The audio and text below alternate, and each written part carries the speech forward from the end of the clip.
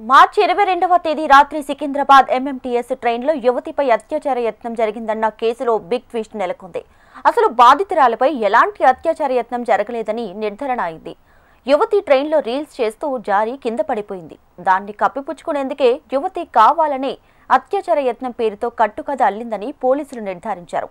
ఇక కేసుపై దర్యాప్తులో భాగంగా ఇప్పటి వరకు 250 సీసీ కెమెరాలను జల్లెడపట్టిన పోలీసులు 100 మంది అనుమానితులను విచారించారు.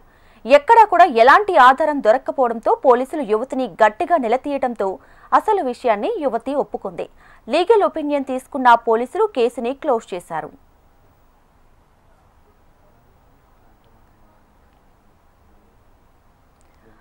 రైట్, ఇక ఇదే విషయానికి సంబంధించి పూర్తి సమాచారంతో Hyderabad bureau chief Ramana live లో సిద్ధంగా ఉన్నారు.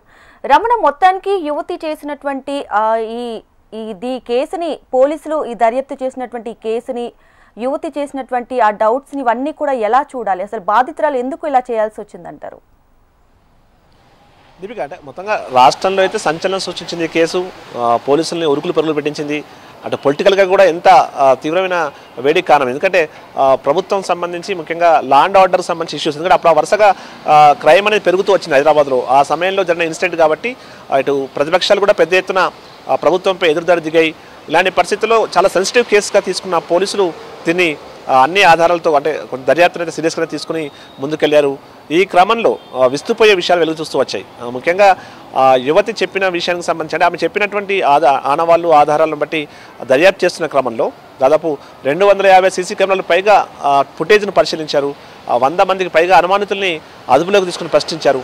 ఇట్లా అన్ని రకాల కోణాలు చేసినా కూడా ఎక్కడ కనీసమైన పురోగతి పోలీసులు లభించలేదు. అనేక డౌట్స్ అయితే వస్తూ ఉన్నాయి.